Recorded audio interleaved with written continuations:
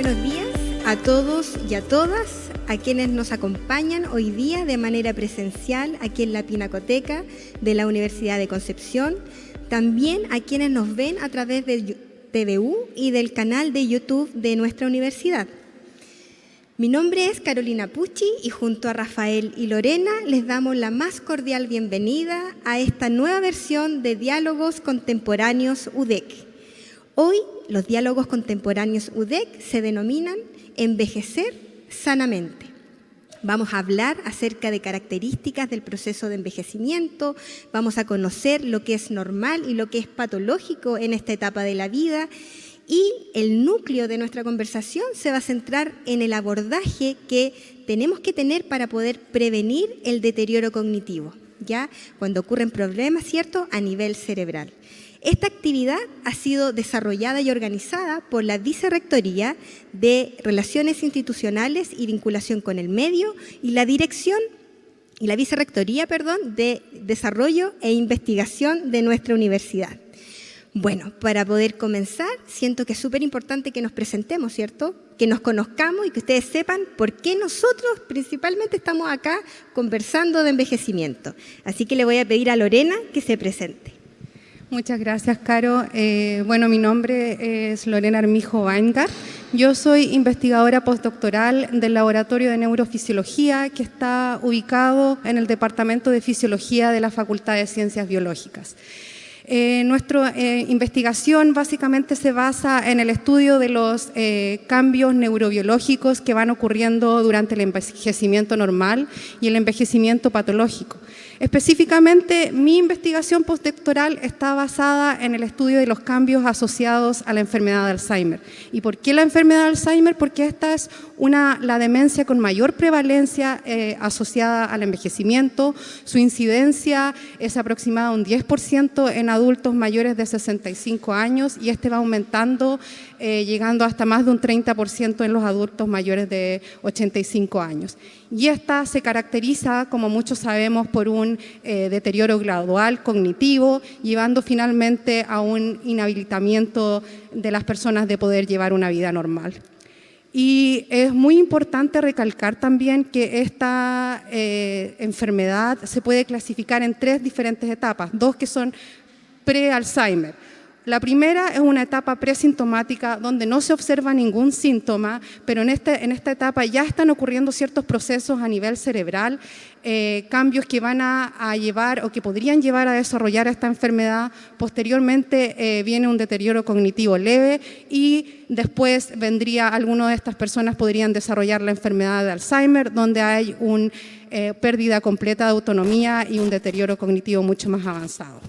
En nuestro laboratorio específicamente nosotros investigamos cuáles son los procesos que ocurren en estas etapas tempranas, pre-Alzheimer, donde están asociadas a deterioro cognitivo leve, incluso presintomático. ¿Y por qué es importante nuestra investigación?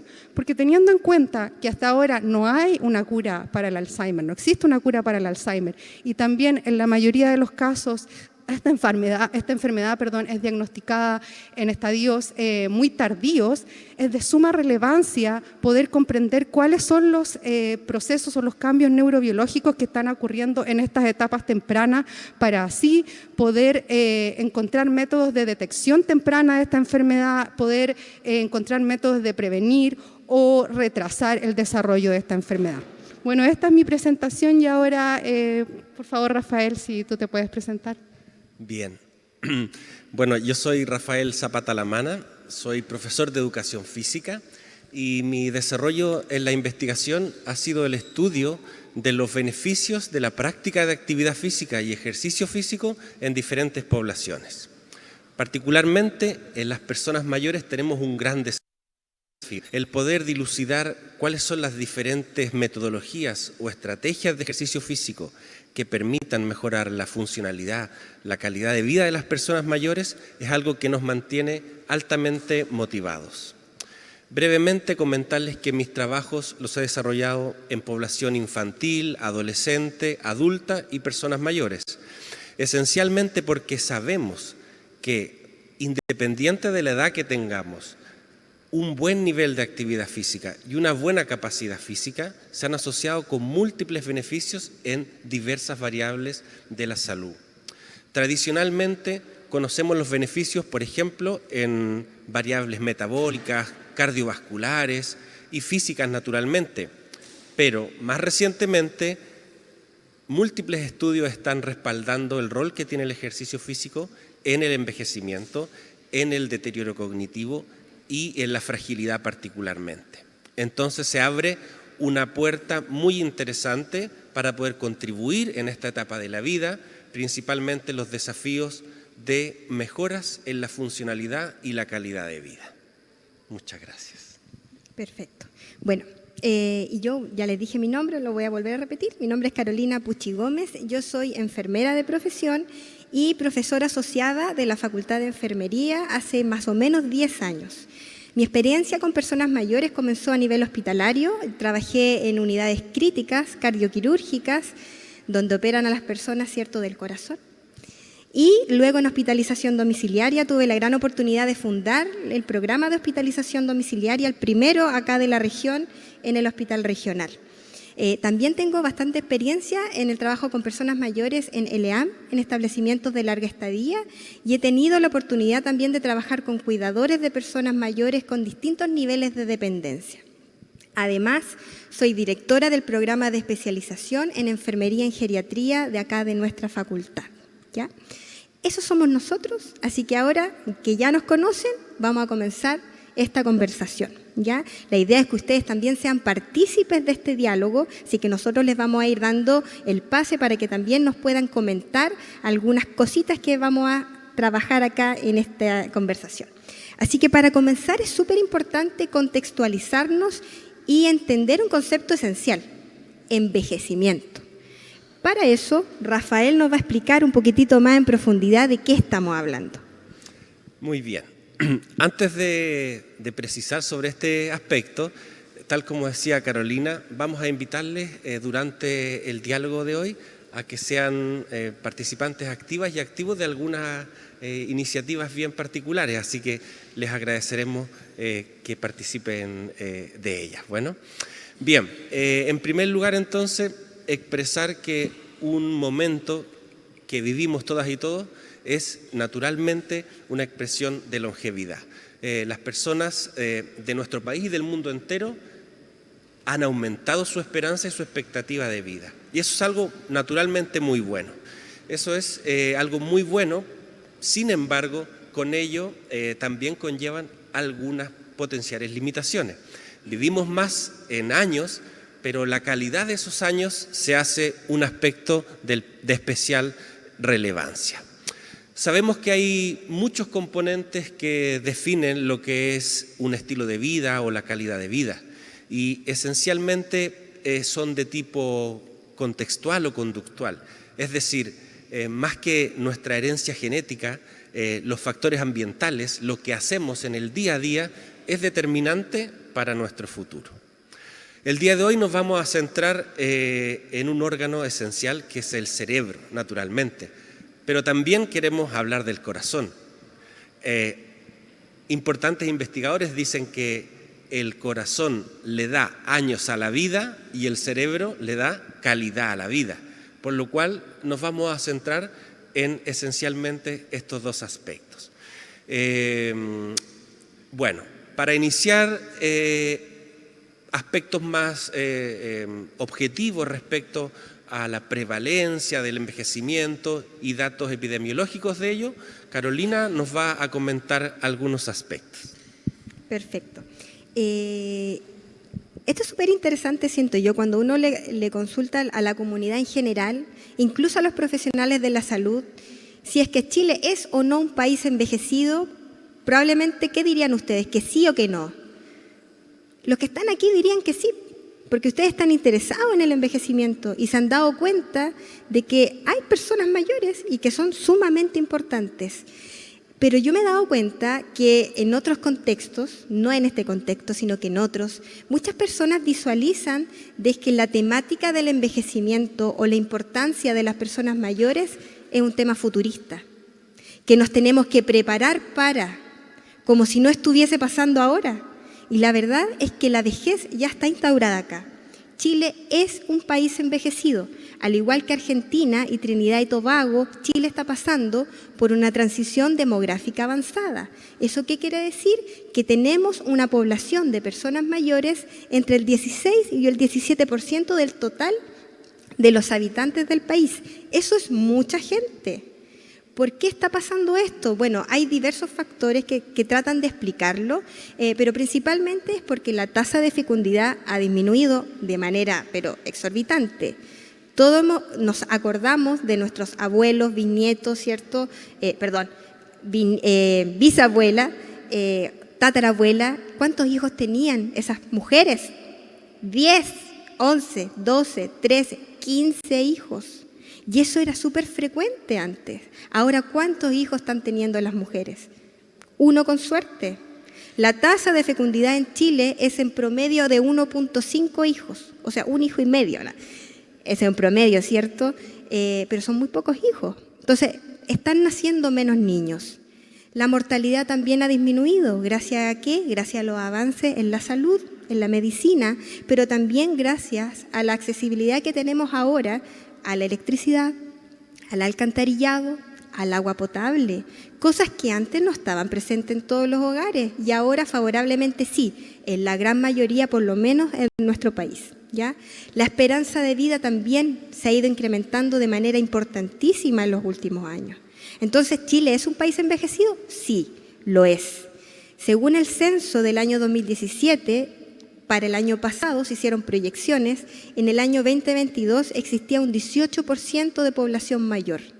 Y se hizo una proyección para el año 2050 que muestra que existirían un 32% de personas mayores. ¿Qué significa esto en palabras simples? Porque igual los porcentajes a veces nos pueden confundir. Que de 100 personas en Chile, 32 van a tener 60 o más años. Casi un tercio. Eso es mucha gente. Entonces sí, Chile es un país envejecido y ese envejecimiento va a ir aumentando. Otro fenómeno que está ocurriendo es que el rango etario entre los 60 y los 79 años ha ido disminuyendo en población. Pero las personas mayores de 80 y más años cada vez son más. Incluso hay muchos centenarios. En Chile actualmente hay alrededor de 4.800 personas de 100 o más años. Entonces, ¿hay personas mayores en Chile? Yo creo que todos podemos responder con facilidad que sí. Hay bastantes personas mayores en Chile. Ahora, este proceso de envejecimiento, ¿cómo se está dando? ¿Cómo se da naturalmente? Es súper importante poder entender lo que se da normalmente, lo que es esperable de lo que no. Vamos a comenzar entonces a entender un poco las características y las manifestaciones de un proceso de envejecimiento normal. Para eso Lorena nos va a contar un poco. Muchas gracias, Carolina. Primero partir definiendo el envejecimiento, que este es un proceso que parte desde el momento que nacemos. Y también el envejecimiento se puede clasificar en dos. Está el envejecimiento primario, que es completamente independiente de los factores externos, de nuestro estilo de vida o de las enfermedades. Y existe el envejecimiento secundario, que es el que sí es dependiente de todos estos factores. Dicho esto, a nivel de la biología, el envejecimiento se puede definir como la acumulación de las alteraciones moleculares y celulares a lo largo del tiempo que van a llevar a un descenso de las capacidades físicas y las capacidades mentales y además a aumentar el riesgo de generar enfermedades. ¿Y esto por qué sucede? Bueno, por múltiples factores. Les voy a dar algunos factores, como por ejemplo la inestabilidad genómica, acumulación de mutaciones en nuestro DNA, la pérdida de la capacidad de regeneración, alteraciones en nuestro sistema inmune, también hay cambios en nuestra comunicación celular y todo esto nos va afectando y como neurobióloga les puedo decir también que por supuesto esto va a afectar nuestro sistema nervioso central, nuestro cerebro. ¿Y qué es lo que nos va pasando en el cerebro? El cerebro va perdiendo volumen. De hecho, incluso a partir de la tercera, cuarta edad de vida empieza a haber una reducción del volumen del cerebro. Ojo que esto no es por pérdida de neuronas. Durante el envejecimiento normal no se ha descrito que hay una pérdida significativa del número de neuronas, sino que hay una disminución de las conexiones. Y eso, por supuesto, va a interferir o va a cambiar nuestro estilo de vida. Por ejemplo, aquí si me pueden decir o levantar las manos quienes sienten o les ha pasado que con el tiempo duermen menos que cuando eran más adolescentes o niños, que les cuesta dormir o que el sueño es mucho menos profundo, despiertan más veces en la noche. ¿Sí puede levantar la mano, por favor? Bueno, yo también creo que no. Claro, eso es es un proceso del envejecimiento normal. Se ha visto que mientras nos vamos poniendo mayores, nos cuesta más dormir, dormimos más corto y además despertamos mucho más en la noche. Por lo tanto, nuestro sueño es menos profundo.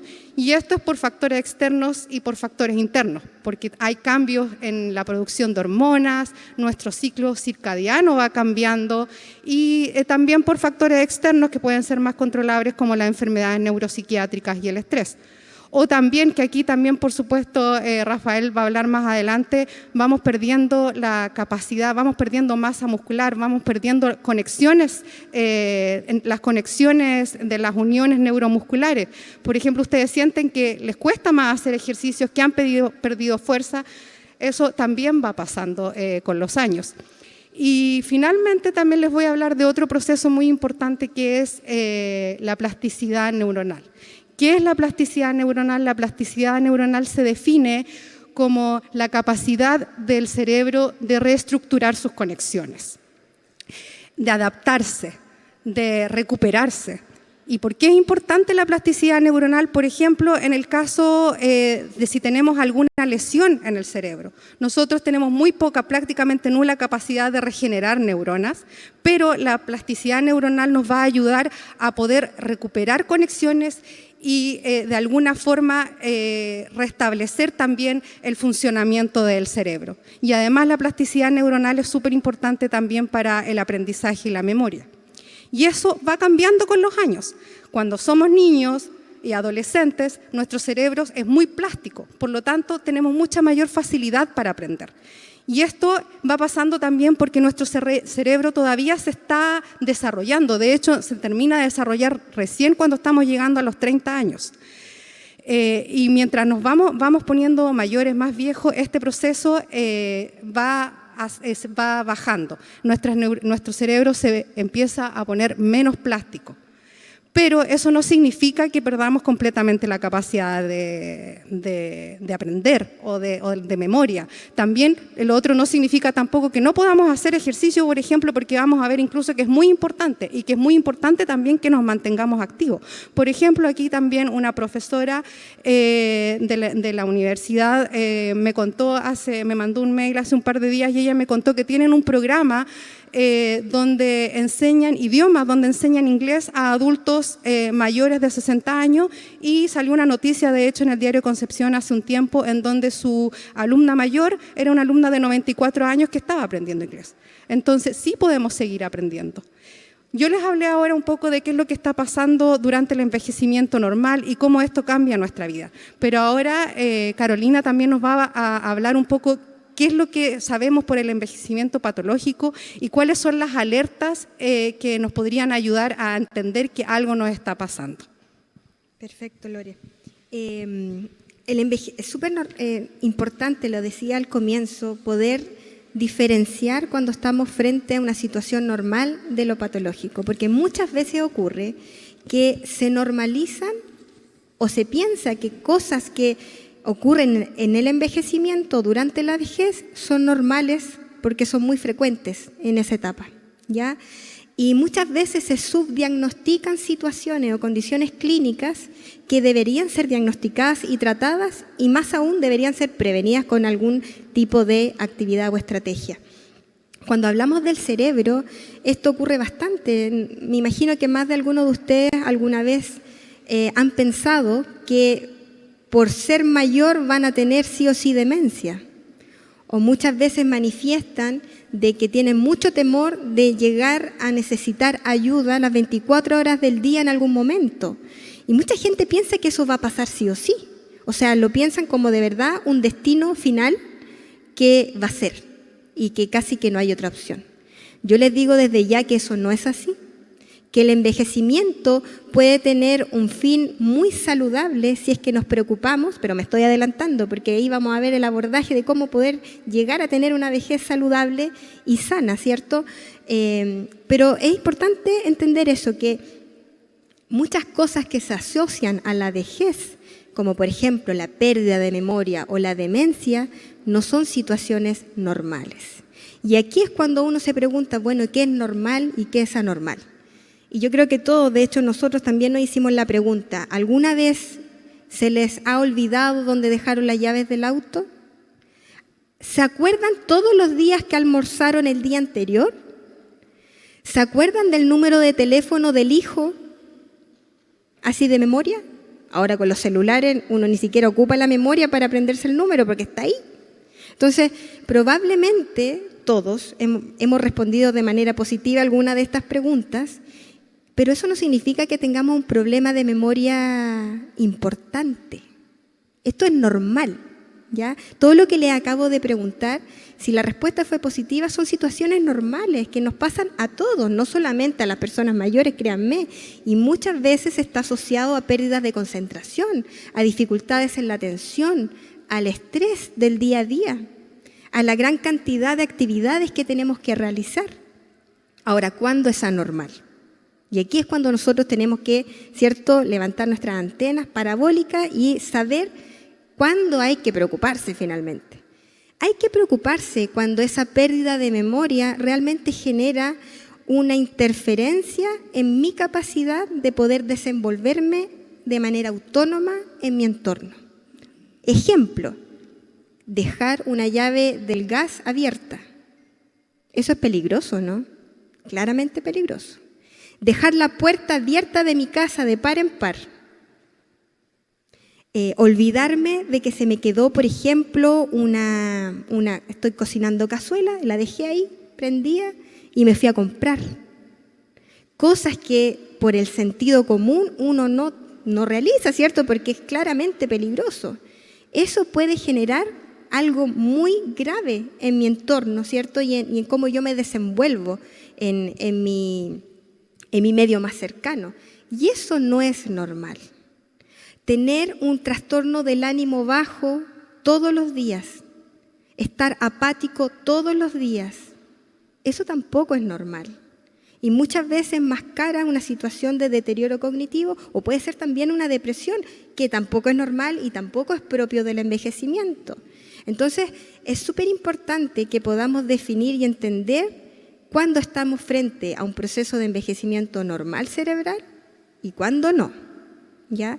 Como bien decía Lorena, el cerebro a medida que vamos envejeciendo también envejece, todo el cuerpo envejece de manera completa y eso va a ir generando cambios.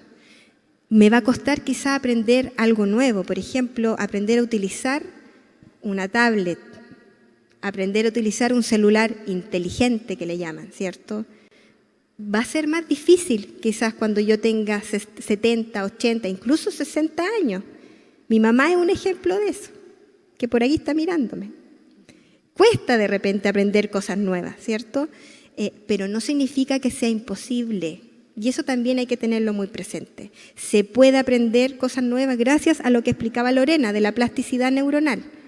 Las neuronas todavía, hasta la muerte, pueden generar nuevas conexiones, pero lo importante ahí es cómo hacerlo, cómo lograrlo. Y aquí es donde entra, ¿cierto?, la prevención y saber qué hacer para poder lograr que este cerebro se mantenga activo hasta los últimos días.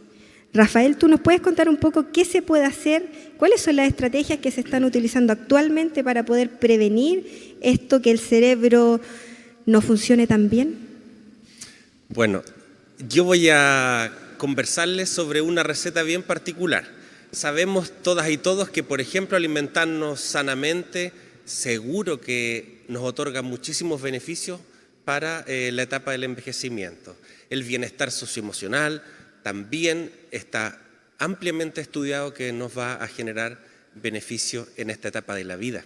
Pero yo voy a precisar sobre el aspecto que he estudiado toda mi vida, que es la actividad física y el ejercicio físico.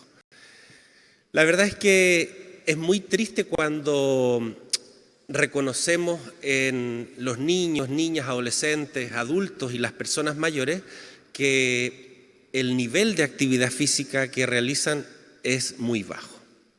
Sabemos que en la medida que avanzan los años, nos volvemos más inactivos.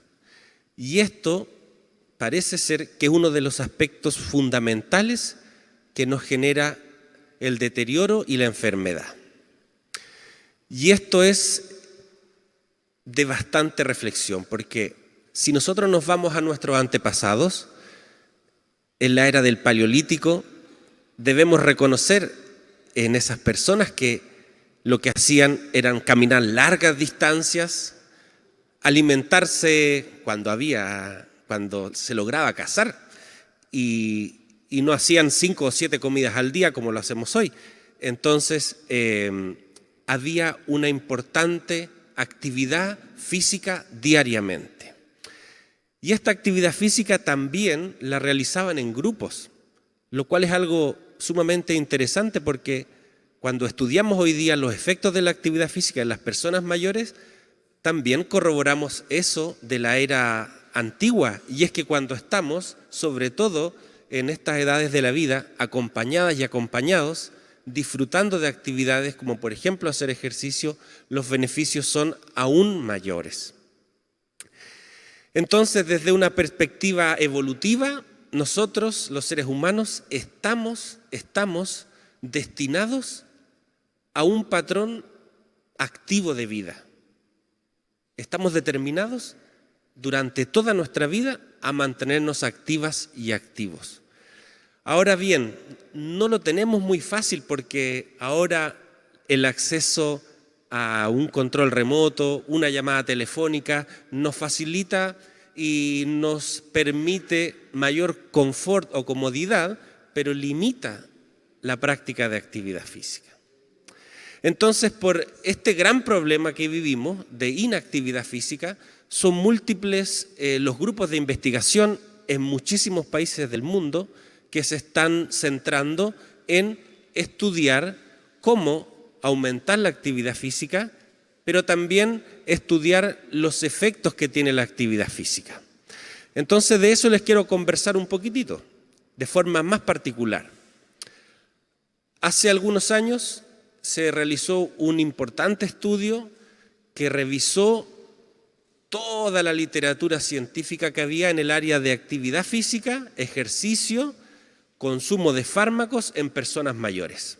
Este estudio, muy interesante, lo que hizo fue comparar los efectos del ejercicio físico, de diferentes formas de ejercicio físico, con los fármacos que tradicionalmente se utilizan para diferentes patologías.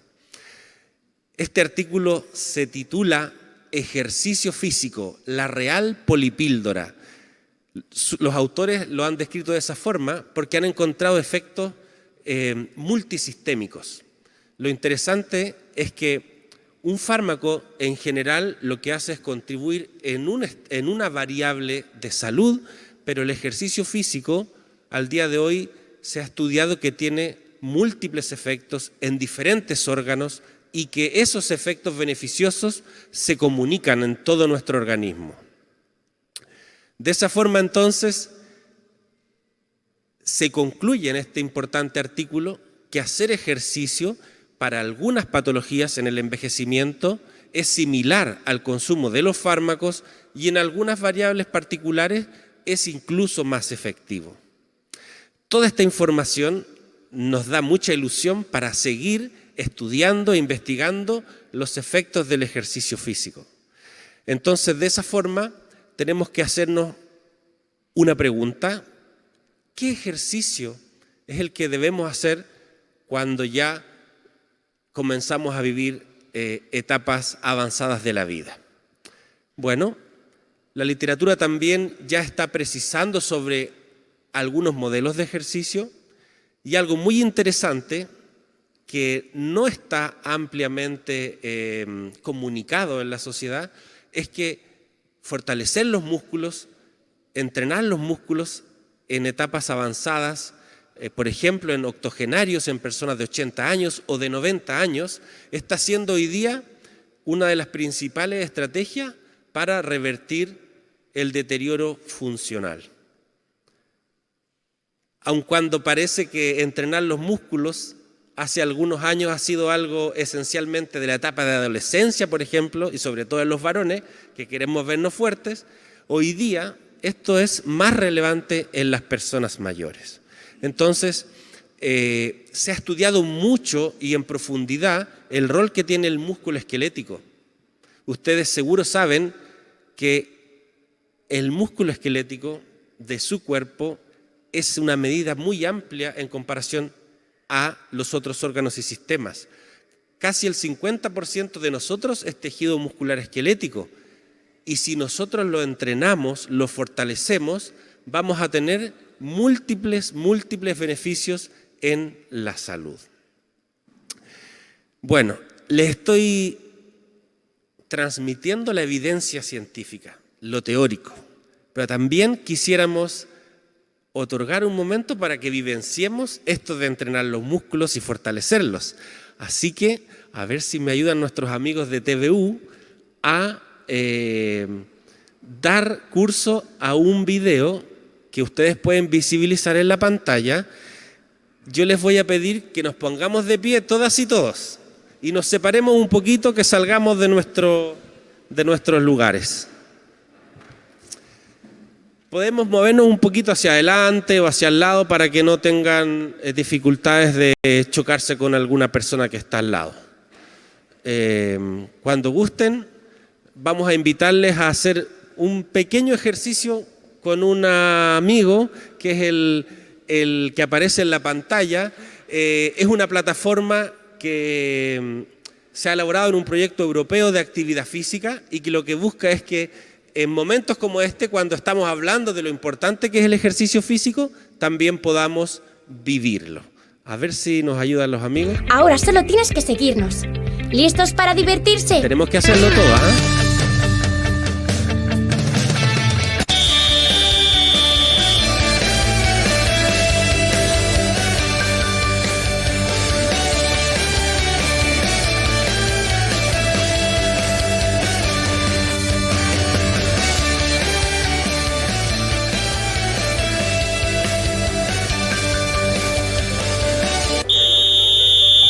Ahora estamos descansando.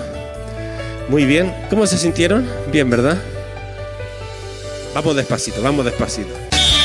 Ahora comenzamos haciendo sentadillas. Bajo y subo.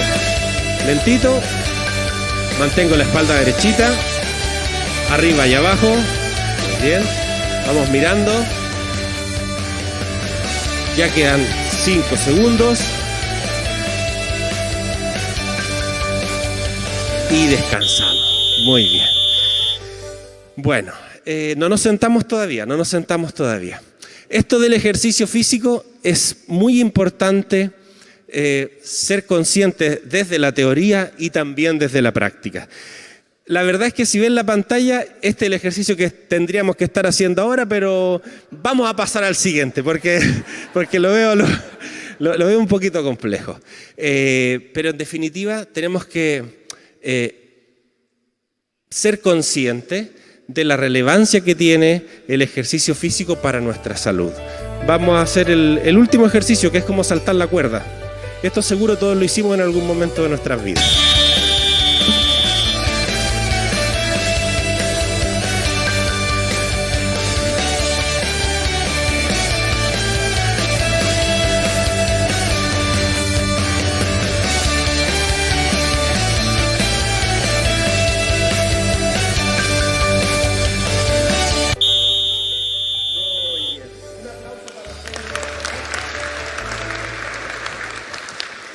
Muy bien, muy bien. Yo voy a beber un poquito de agüita.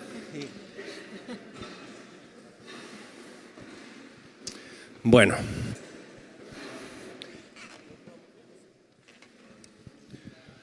Bueno, tal como lo hemos venido entonces expresando, la expresión del ejercicio físico nos va a ayudar a múltiples aspectos. Y hay un componente, una variable que es hoy día la que es de muchísimo interés y es la fragilidad. Con el paso de los años nos volvemos frágiles y el ejercicio físico es la única fórmula que puede contribuir fuertemente a detener esta fragilidad. Los tipos de ejercicio son múltiples. De hecho, hay un concepto que se denomina ejercicio físico multicomponente, que lo que busca es que las personas vivenciemos diferentes tipos de ejercicio, ejercicios de fortalecimiento de nuestros músculos, ejercicios cognitivos, ejercicios de equilibrio, ejercicios de flexibilidad, que son lo que en esta etapa de la vida esencialmente necesitamos. Bueno, ahora que ya estamos un poquito más relajadas y relajados, vamos a dar paso a Carolina para que continuemos con su parte. Pero yo no puedo hablar ahora. Me cansé. No. Ya.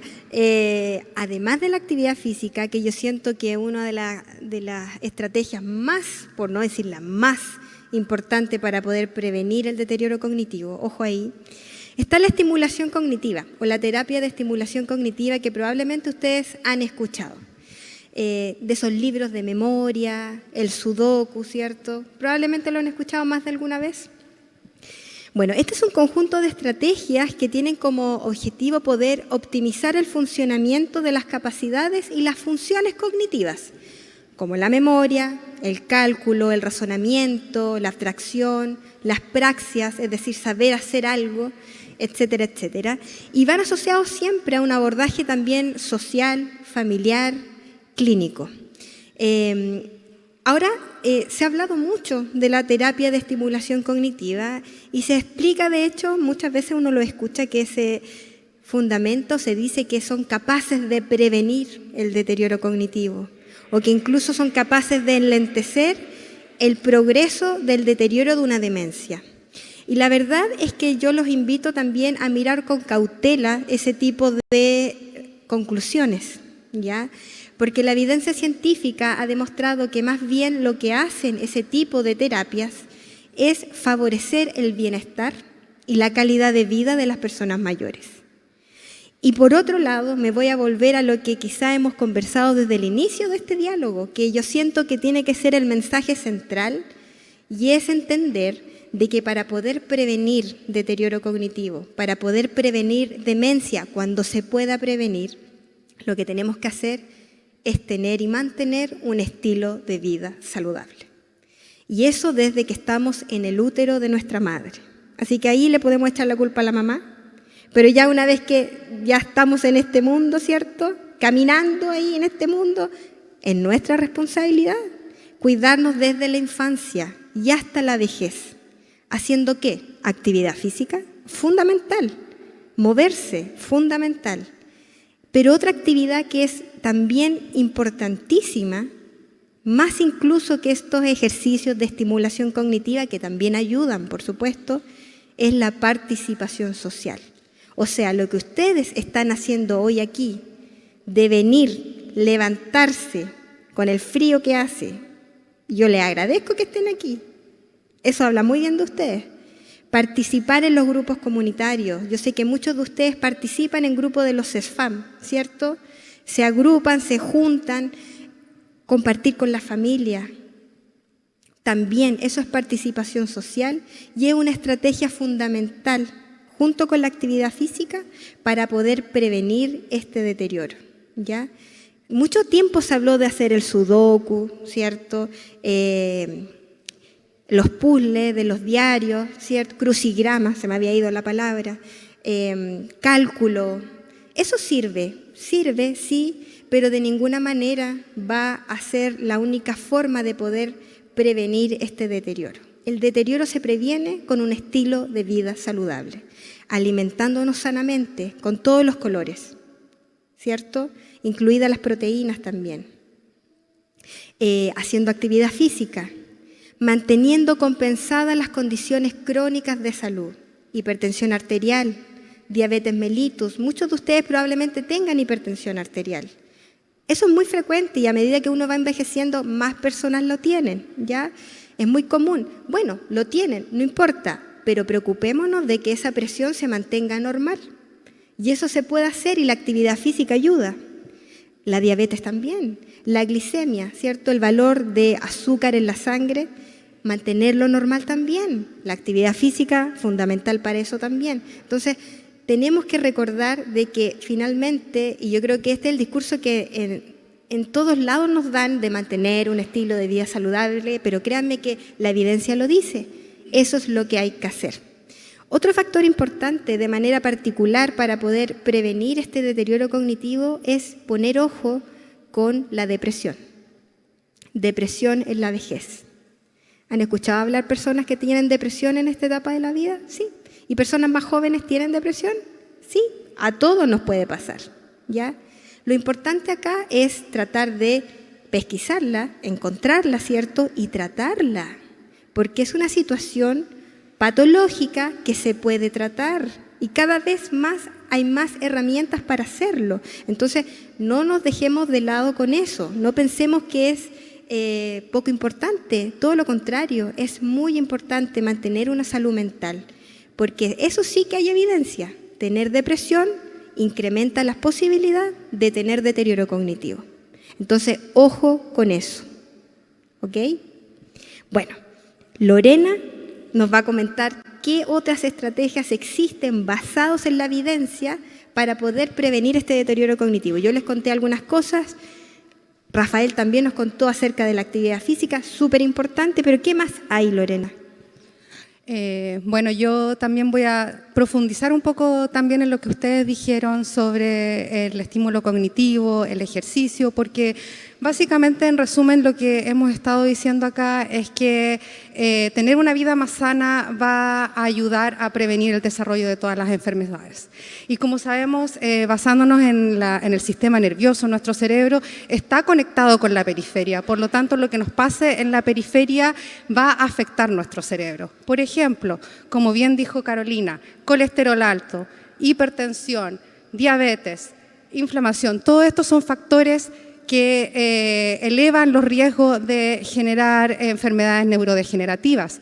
Y hay estudios que han demostrado que en pacientes o en personas mayores que son consideradas de alto riesgo de desarrollar demencia por estas cualidades, se han hecho intervenciones donde se promueve una vida más saludable mediante rutinas de ejercicio, alimentación equilibrada, estimulación cognitiva, y esto ha realmente ayudado a disminuir el riesgo de deterioro cognitivo. ¿Y por qué es eso? Por ejemplo, relacionado, sabemos que el ejercicio va a mejorar nuestro sistema cardiovascular, nuestro metabolismo. Nuestro cerebro también necesita oxígeno. Nosotros necesitamos flujo de sangre para poder abastecer nuestro cerebro de nutrientes y de oxígenos. Y cuando nuestro sistema cardiovascular no está funcionando, también va a afectar nuestro cerebro y por lo tanto va a incrementar el riesgo de deterioro cognitivo. Por otro lado, también el ejercicio se sabe que disminuye o revierte la sarcopenia, que es la pérdida de masa muscular. Por lo tanto, eso nos puede ayudar a tener mejores capacidades físicas. También el ejercicio modula nuestro sistema inmune. También promueve la liberación de moléculas que son muy importantes para la plasticidad sináptica. Por lo tanto, nos va a servir en el aprendizaje. El estímulo cognitivo, el hecho de mantenernos activos, de leer, todo eso también es un aporte importante. Por ejemplo, porque se sabe que estimular o activar nuestras neuronas excitatorias de manera sana, por supuesto, previene la acumulación de ciertas moléculas, probablemente muchos de ustedes han escuchado los beta-amiloides, que son importantes para el desarrollo del Alzheimer, por ejemplo. También la alimentación, muy importante. Nuestra microbiota es un factor también muy importante en el riesgo del desarrollo de enfermedades neurodegenerativas, porque nuestro sistema digestivo está comunicado con nuestro cerebro y se sabe que cuando nuestra microbiota está alterada también puede incrementar el riesgo de desarrollar enfermedades neuropsiquiátricas y neurodegenerativas. Pero también hay otro factor importante que necesitamos tener en cuenta, que es la detección temprana. El otro día nos invitaron a Carolina y a mí a la radio y a mí me preguntaron biológicamente cómo podemos diferenciar entre lo normal y patológico. Y yo me quedé un poco en blanco porque dije, bueno, es difícil ver esto. Porque en el caso de las enfermedades neurodegenerativas, como yo les dije, hay un proceso que es presintomático y no podemos abrir el cerebro como para ver qué es lo que está pasando en el cerebro. Entonces ahora hay un nuevo concepto, porque hasta ahora generalmente, y eso es para todas las enfermedades, se detectan cuando ya se observan los síntomas clínicos y eso a veces es muy tarde. Entonces se está estudiando el uso de los llamados biomarcadores. ¿Qué son los biomarcadores? Los biomarcadores son moléculas que se pueden encontrar en los tejidos, en la sangre, en la orina o en distintos tipos de fluidos, que su presencia o ausencia podría ser signo de alguna enfermedad o de que se podría desarrollar alguna enfermedad. Se ha estudiado mucho, por ejemplo, se utiliza ahora un examen de sangre que se utiliza para medir o para poder detectar de manera temprana el cáncer de próstata. Y la idea de estos biomarcadores es que ojalá sean de fácil utilización, que sean baratos y que no sean invasivos. Y con las enfermedades neuropsiquiátricas en general se está estudiando mucho, todavía no hay biomarcadores que sean fáciles de utilizar, que estén probados, pero se está estudiando no solo en Alzheimer, sino también en enfermedades como la depresión, biomarcadores para poder detectar terapias efectivas para los pacientes con depresión. Y hasta ahora, para detectar Alzheimer, los métodos que se utilizan son la imagenología funcional o también la detección de ciertos marcadores que se encuentran en el líquido encefalorraquídeo, que es el líquido que corre por nuestro sistema nervioso central, pero que es muy invasivo de obtener y muy caro. También se está estudiando el uso de electroencefalograma, porque en los pacientes con Alzheimer hay cambios en los impulsos nerviosos. Eso es un método ya menos invasivo y más barato. O también ahora imagenología de la microvasculatura del ojo, de la retina, porque se ha visto que en los pacientes con deterioro cognitivo leve, la estructura o la microestructura de la microvasculatura podría predecir el desarrollo de la enfermedad de Alzheimer. Pero hasta ahora, como ya dije, biomarcadores que se obtienen de tejido periférico todavía no hay ninguno aprobado. Se está investigando, esperamos que salga, probablemente va a ser más que uno, porque hay una gran variabilidad entre los pacientes con Alzheimer, probablemente va a ser más que uno.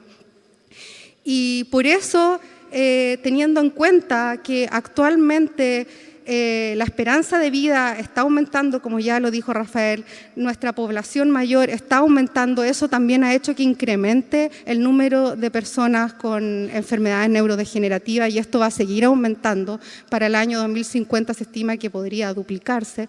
Por lo tanto, es súper importante, es de suma urgencia que sigamos investigando, que podamos determinar métodos de intervenciones, de prevención para el desarrollo de estas enfermedades neurodegenerativas. Por lo tanto, es también de suma urgencia y necesitamos financiamiento para poder seguir investigando. A veces se preguntan, bueno, ¿qué es lo que hacemos cuando estamos investigando? Bueno, este tipo de investigaciones y muchas otras, por supuesto, son importantes y necesitan financiamiento y también los programas para un envejecimiento saludable. Muchas gracias. Muy bien, Lorena. Aprovecho de comentarles que ella está investigando un biomarcador. Ojalá le vaya bien en la investigación y pronto tengamos resultados. Para ir terminando ir concluyendo un poco, les quiero comentar un poco acerca del rol que tiene atención primaria en este tema. Muchos de ustedes quizás están inscritos en un CESFAM, en un centro de salud familiar, ¿cierto?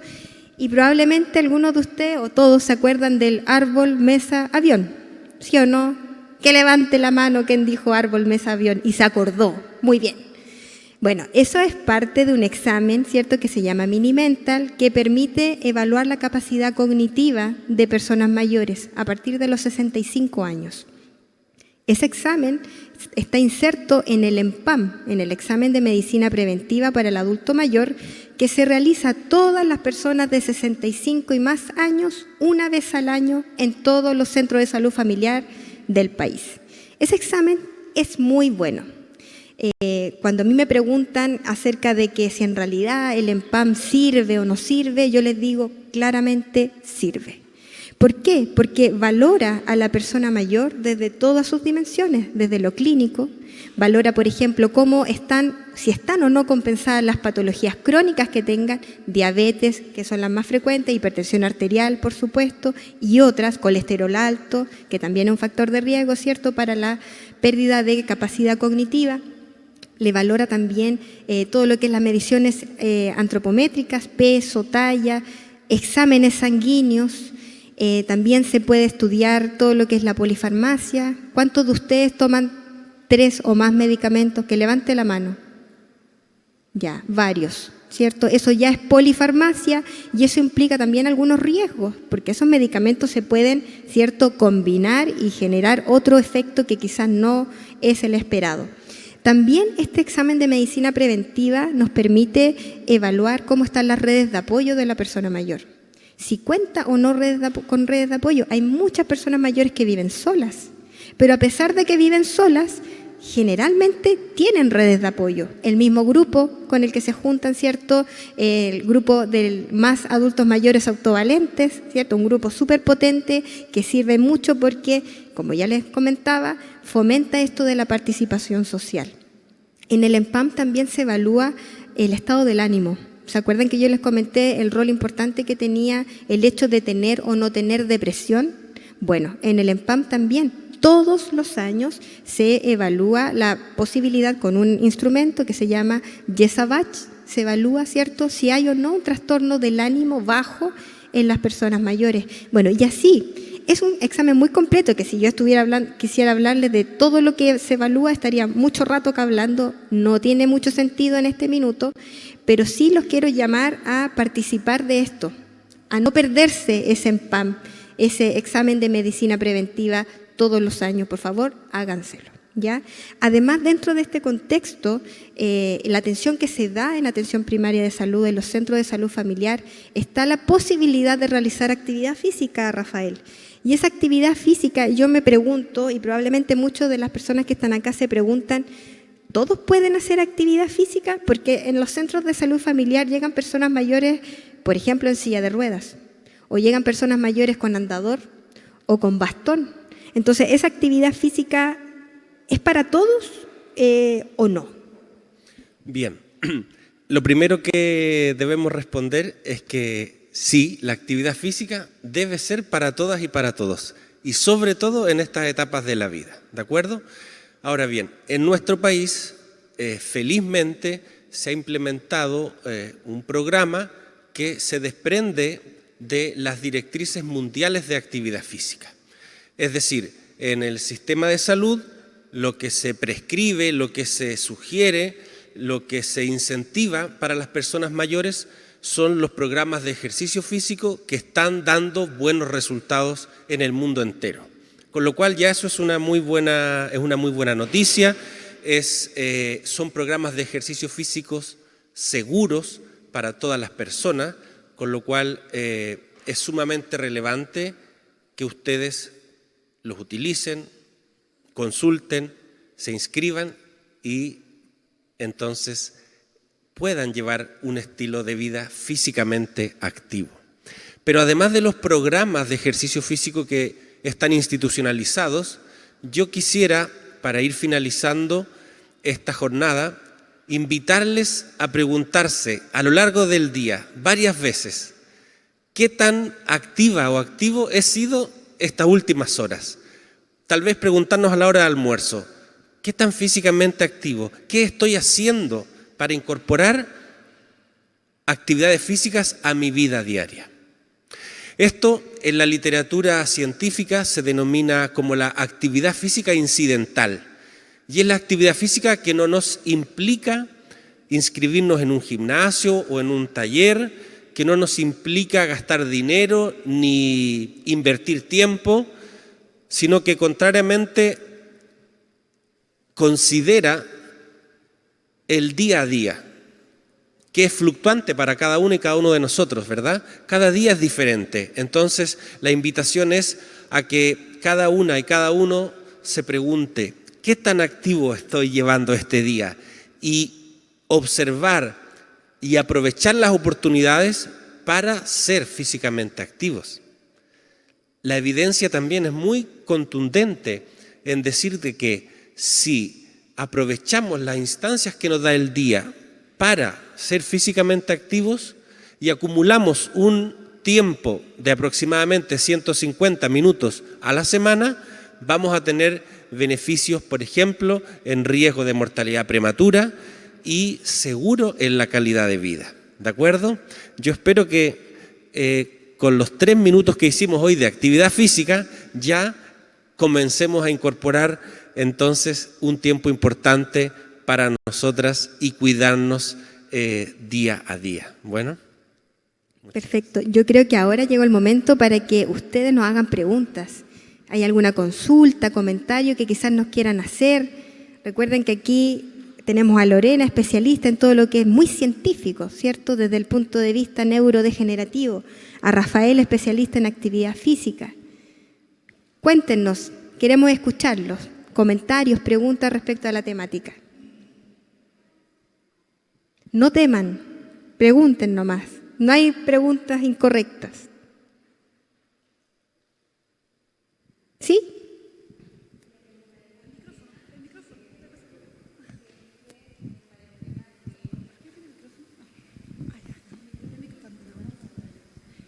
Bueno, yo quería preguntarle a Lorena si para el tema de mejorar, o lo que yo entiendo de plasticidad cerebral, es importante que las actividades que uno realiza sean diversas o da lo mismo si son distintas o es una rutina, digamos, por años de una misma cosa. Por ejemplo, que una persona, por decir algo, le guste bordar y leer y eso lo haga durante todos los años. ¿O es mejor que durante un periodo borde, durante otro periodo pinte, durante otro periodo, no sé, haga excursiones? ¿Cuál es la diferencia entre hacer distintas actividades o rutinas de la misma actividad?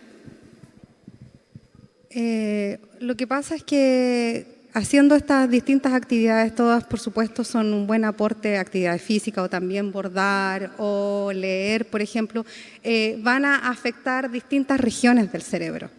Por lo tanto, claro, el bordar probablemente va a aumentar las ramificaciones y va a mejorar, ayudarnos en nuestra capacidad motora.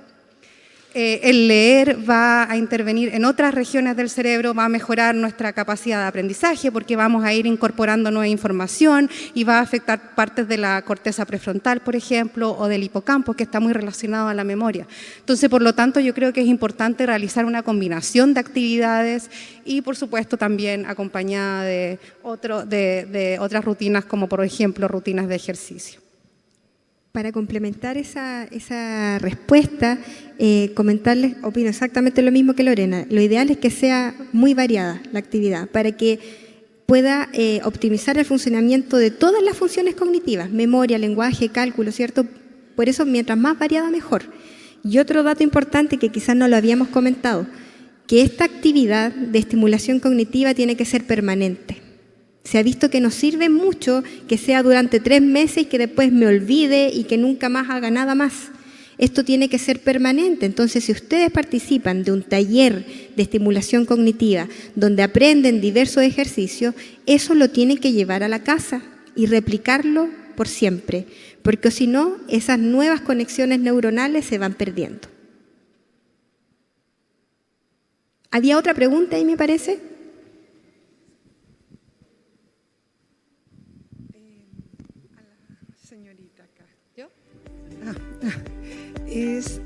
Yo quiero saber si una persona que ha tenido golpes en la cabeza, esa persona va a sufrir en un futuro de pérdida de memoria. Bueno, eso no quiere decir necesariamente que va a sufrir pérdida de memoria. Es más el hecho de sufrir golpes constantemente, por ejemplo, los boxeadores o los jugadores de fútbol americano que van recibiendo constantemente y van por lo tanto dañando de manera frecuente su cerebro. Esas personas sí tienen un alto riesgo de padecer enfermedades neurodegenerativas, pero por un golpe no necesariamente va a padecer alguna enfermedad neurodegenerativa. Acá tenemos otra pregunta, ¿cierto? De la vicerrectora. De una ciudadana. Hola, buenos días. Agradecer a quienes nos acompañan y a ustedes esta estupenda conversación. Yo quisiera salir sin salir para ir a otra mirada del tema de envejecer sanamente, que tiene que ver con la mirada social. Y me refiero a cómo, en general, nos relacionamos con la etapa de la vejez. Lo digo pensando en que es una sociedad adultocéntrica, androcéntrica, antropocéntrica, podríamos pensar en muchas características. Y hay ciertos estereotipos, estigmas, prejuicios en torno a el envejecer, con esta idea, y lo vemos frecuentemente a veces casi a nivel de una obsesión de mantener la juventud a toda costa porque es la época en que la sociedad nos valora en distintos espacios. Entonces, desde esa perspectiva y con todo el conocimiento de excelencia que ustedes han desarrollado en sus disciplinas, ¿cómo poder comunicar a quienes nos ven, a quienes verán esto en otro espacio, a quienes estamos acá, la importancia de ir derribando ese tipo de miradas que generan en definitiva estigmas, y que muchas veces pueden llevar, y aquí puedo hablar de la ignorancia, justamente a esa depresión? Estoy envejeciendo, la sociedad no me valora, no me incluirá, no puedo aportar. Porque a veces creo que ese es un componente social que tiene, o que aporta desde lo social a lo que puede ser el envejecimiento del propio cuerpo por no haber llevado esta vida sana o activa. No sé si más o menos se entiende a lo que apunto. Eso, muchas gracias. Sí, gracias por el comentario y pregunta. Yo quisiera referirme a dos aspectos. El primero es que se requiere con urgencia de implementar acciones que impliquen la mayor interacción entre las personas mayores. Primero, entre las personas mayores. En el caso particular del ejercicio físico, algunas políticas públicas, por ejemplo, se han centrado en plazas activas donde se incorporan aparatos, maquinarias, para que las personas mayores vayan a hacer ejercicio. Pero están solas. Si necesitamos ejercicio, pero ya sabemos que necesitamos hacer ejercicio acompañados en esta etapa de la vida. Entonces, eso es sustancial. Incorporar iniciativas que nos permitan la interacción entre las personas mayores. Y luego, considero que es también muy relevante incrementar las estrategias educativas en poblaciones infantiles, adolescentes y particularmente lo que nos convoca a nosotros en estudiantes universitarios respecto de la relación con las personas mayores. Hay evidencia también que respalda algunas iniciativas relacionadas con que estudiantes universitarios acompañan en diferentes actividades a personas mayores en su quehacer del día a día. Y seguro que este tipo de actividades en los propios estudiantes va a generar una forma de ver esta relación mucho más profunda, mucho más respetuosa y más próxima. Yo creo que es un importante desafío ese, educar a nuestras jóvenes y adolescentes para convivir mejor y más. Yo creo que aquí aplica el concepto de regar la plantita todos los días. Mucho tiempo también es importante, no poco y de calidad, sino que yo creo que aplican ambas. Tiempo de calidad, pero también mucho tiempo. Eso. Para complementar esa respuesta también, siento que es fundamental el rol de los medios de comunicación. Y en este minuto nos están viendo por el canal TVU, ¿cierto? Y a través de streaming por el canal de YouTube de la Universidad de Concepción, y siento que es una súper buena oportunidad para dar a conocer de que ser persona mayor no significa haber perdido todo en la vida, sino que es otra etapa de la vida, donde ojalá todos lleguemos a esa etapa, ¿cierto? Y lleguemos en las mejores condiciones posibles. A mí me llama mucho la atención que en los medios de comunicación, no digo que todos, pero sí lamentablemente muchos, muestran situaciones bastante alarmistas asociadas a la vejez. Muestran las enfermedades, la típica noticia del reportaje del establecimiento de larga estadía, donde maltratan a las personas mayores, muestran a las personas mayores en estados de dependencia severa o total. Entonces nos queda una visión de la vejez, donde es una visión de una vejez con muchas patologías, con necesidad de cuidado las 24 horas del día. Y yo me pregunto, ¿dónde están ustedes? ¿Dónde están las personas mayores autovalentes que se valen por sí mismas, que hacen actividades como cualquier otra persona, que viajan, que visitan, que tienen un rol preponderante en una familia? Muchas veces son cuidadoras, sobre todo cuidadores de otras personas mayores, cuidadoras, y aportan de manera muy importante con el cuidado de nietos, a veces muy felices con esa labor, otras veces no tanto, porque digámoslo, ese es otro tema también. Pero ¿dónde está ese rol autónomo, participativo, proactivo de las personas mayores? Los medios de comunicación muy pocas veces lo muestran. Entonces eso también es un llamado para la tele, para que empiecen a mostrar el lado positivo de la vejez. El otro lado, digámoslo, no es negativo, es otro momento, o sea, son instancias o situaciones que se pueden presentar, pero no son la gran mayoría. Cuando nosotros clasificamos o queremos distribuir a las personas mayores respecto a su nivel de funcionalidad, por ejemplo, si yo le pregunto a los jóvenes, ¿cuál es la visión de las personas mayores? No, la mayoría están en cama, con alguna enfermedad. Y yo digo, no, chiquillos, o sea, más del 80% de las personas mayores son autovalentes, autónomas en un 100%. Entonces, ¿por qué tienen esa visión tan sesgada de la vejez? Yo siento que lamentablemente los medios de comunicación están ahí haciendo su parte. ¿Ya? No creo que sea lo único, por supuesto que no. Esto también viene de antes. Antiguamente las personas mayores llegaban hasta los 70 años nomás y no llegaban en muy buenas condiciones tampoco, porque no había el acceso a la salud ni a los servicios básicos que tenemos hoy en día. Pero esto ha ido cambiando y el bienestar de la vejez, la calidad de vida en la vejez ha ido mejorando. Yo no digo que estemos perfectos. Todos sabemos, ¿cierto?, que hay muchas cosas todavía por desarrollar, pero ha ido mejorando de manera importante. Ahora, yo siento, como lo que dice Rafael, este también es un trabajo entre ustedes. Y ocurre muchas veces en que dentro del grupo de personas mayores se genera edadismo. Ustedes mismos se autodiscriminan. Y eso no puede ser. Así como, no, yo no puedo. El yo no puedo. El que, no, me da miedo. Y no, es que ya soy muy mayor para. No, nunca se es mayor para nada. Entonces, pero ese pensamiento lo tienen que ustedes fortalecer y tenerlo muy claro y mostrarlo entre ustedes y también a los demás, porque si ustedes mismos no se creen el cuento, ¿cómo nosotros les vamos a creer el cuento a ustedes? Entonces, esta es una cosa de todos, que tiene que también partir por ustedes. Ustedes también son monitores de este tema, de demostrar que la vejez puede ser una etapa total y absolutamente activa. Que no porque dejemos de trabajar se acabó la vida, no puede ser. Y para eso, bueno, también es otro tema, ¿cierto? Prepararse para ese momento, que también es un hito importante de la vida, dejar de trabajar. Finalmente ocupamos muchas horas de nuestra vida trabajando, pero ¿qué pasa después? ¿Cuáles son nuestras proyecciones luego de trabajar?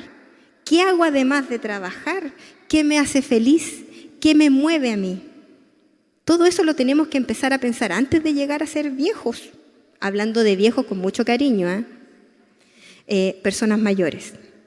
Otra cosa importante que aprovecho de mencionar, no sé si ustedes se han fijado que nosotros hablamos de persona mayor más que de adulto mayor.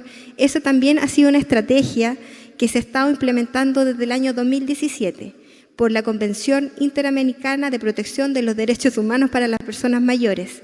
Muy largo el título, pero tiene un rol muy importante en que en esa convención se dieron cuenta que finalmente el concepto de adulto mayor tenía un estereotipo, una carga de estereotipo y de prejuicios asociados a la vejez muy alto, ¿ya? Entonces se quiso cambiar el concepto de adulto mayor a persona mayor, considerándolo una persona activa, proactiva, ¿ya? Y no tan paciente quizás como era el adulto mayor. Es una cosa de concepto, pero el lenguaje crea realidades. Así que hablemos de persona mayor y tengamos esa visión mucho más positiva de la vejez. Pero como les digo, no depende solo de nosotros, depende de ustedes también y de toda la sociedad. ¿Alguna otra pregunta? Acá hay alguien que levantó el... Ahí también hay otra pregunta.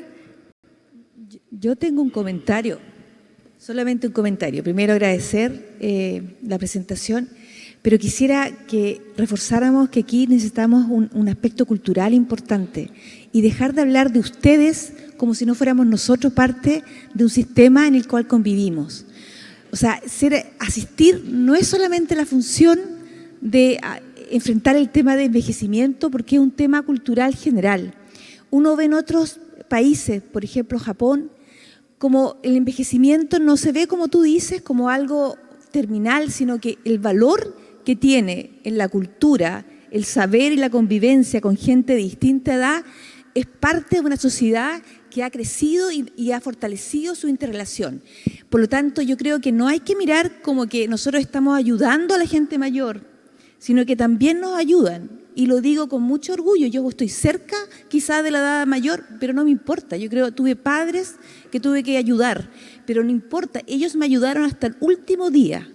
Por lo tanto, yo creo que lo que tenemos que fortalecer es una sociedad donde las barreras etarias se vayan rompiendo y vayamos enriqueciendo la cultura y la sociedad en su conjunto. Perdón que lo diga, pero creía que era importante destrabar el tema de ustedes, todo el tiempo de ustedes. ¿Por qué ustedes? Somos nosotros todos los que formamos parte de esta sociedad de esta forma. Perdonen, ¿eh? Muy de acuerdo, muy de acuerdo.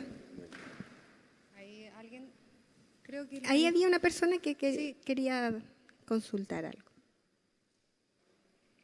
Tal vez me vaya a salir un poco de lo que usted estaba tocando, pero creo que también, ¿no es cierto?, las municipalidades han jugado un papel muy importante en toda esta actividad con los adultos mayores. El caso nuestro, por ejemplo, yo le digo, recibimos de parte de la municipalidad y de la Universidad de Concepción, participamos, aquí vemos varios que participamos en algunos talleres, ¿ya?, auspiciados por la municipalidad, donde participa activamente la profesora, que seguramente ustedes la conocen, la señora Isis Chamblas, ¿ya?, a la cual yo personalmente le estoy muy agradecido. Y creo, ¿no es cierto?, que lo que ellos están haciendo con los adultos mayores, tan igual como usted lo ha señalado, ¿no es cierto?, es una charla que viene desde hace mucho tiempo y que nos ha ayudado terriblemente harto a todos nosotros en nuestros quehaceres diarios, en nuestras actividades, y nos ha abierto unas puertas, pero en gran parte, ¿no es cierto?, en todos los temas que nosotros básicamente algunos no conocíamos. Eso sería. Muchas gracias. De nada. ¿Sí? ¿Qué pasa con la discriminación que algunas, o sea, por ejemplo, yo en una clínica sufrí una discriminación porque me fui a operar y me dijo, no, la operación usted tiene que tener un aval. Usted no puede operarse a mi nombre prácticamente porque tiene mucha edad. Pero le dije, yo voy a pagar la operación si yo tengo mi dinero para pagarla, por eso vengo para acá. Entonces, bueno, cuento final, tuvo que servirme mi hija de aval y ahí me pude operar. Esa fue una situación, discriminación económica, de alguna manera. Probablemente pensaron o asociaron que por la edad no iba a tener quizás el recurso necesario para poder costear ese procedimiento. Claro, eso es edadismo también, discriminación asociada a la edad.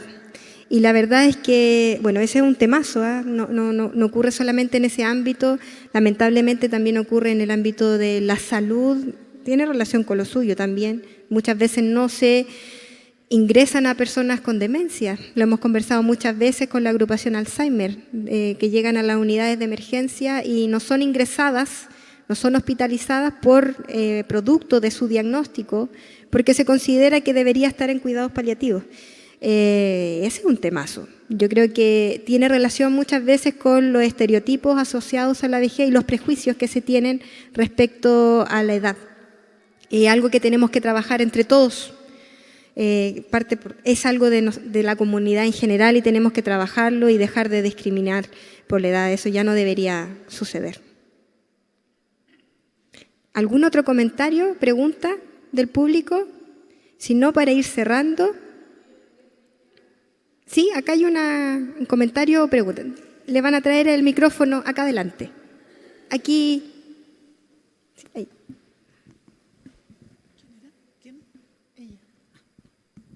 Sí, yo quería igual comentarle acerca de la discriminación con respecto a un seguro que ahora te discriminan hasta para viajar. A mí me ha pasado, yo tengo 82 años, vivo sola, hago todo solo y soy súper activa, así, por eso vine a este taller.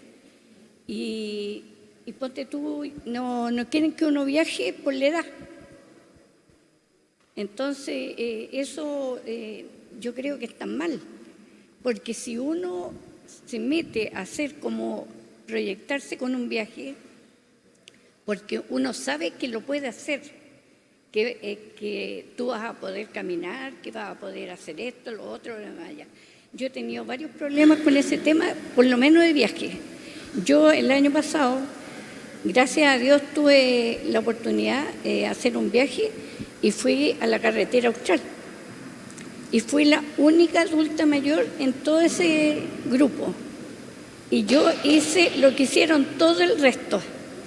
Y ahí se dieron cuenta, porque yo igual a esa agencia le hice ver que no debieran discriminar a las personas adultas, porque si uno toma una determinación, uno lo hace consciente. Uno no se va a ir a exponer a algo que no va a poder ser. Y a la vez, hablando porque nosotros somos las cuatro somos de un grupo de San Pedro, que estamos en un grupo de adultos mayores. Y estamos las cuatro también en un taller que le agradecemos un montón a la universidad, que es de longevidad. Y ya casi llevamos como un año. Y en ese taller también estamos ahí con la gente de acá. Estamos todos los viernes en un taller del día viernes, que lo hacemos en la biblioteca de la Municipalidad de San Pedro. Y acerca de todo esto que hablaron ahora, yo soy una persona que hago todo lo que ustedes han dicho.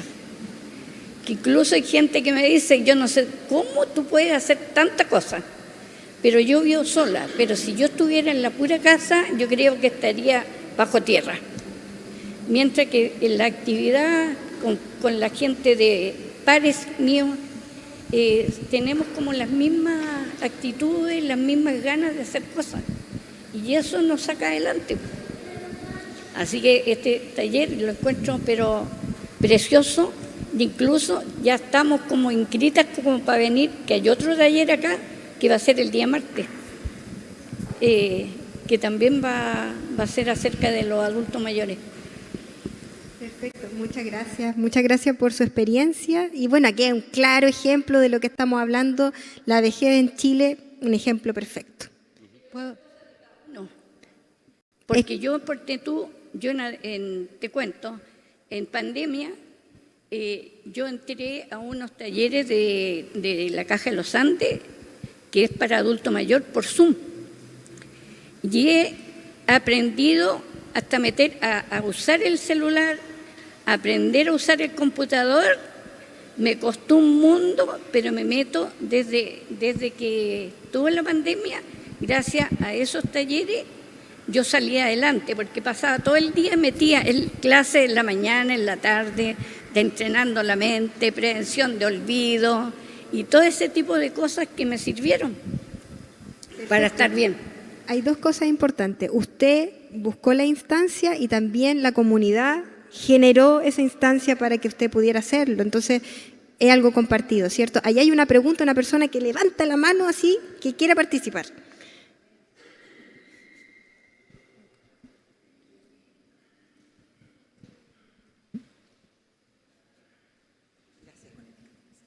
¿Cerquita? Bien.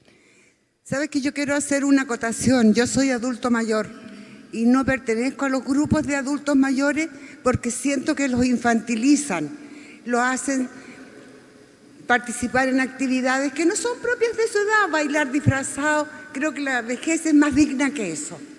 Eso nomás. Eso nomás, el comentario ahí lo dejó.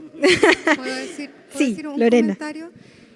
Bueno, primero felicitarla por todas las actividades que ustedes realizan y aquí hacer un llamado a las autoridades que debería haber regulaciones para que no ocurran este tipo de discriminaciones tanto en el sistema de salud como en los seguros, por ejemplo, y también invitarlos que cada uno tiene que o debería poder vivir la vejez como sea más feliz.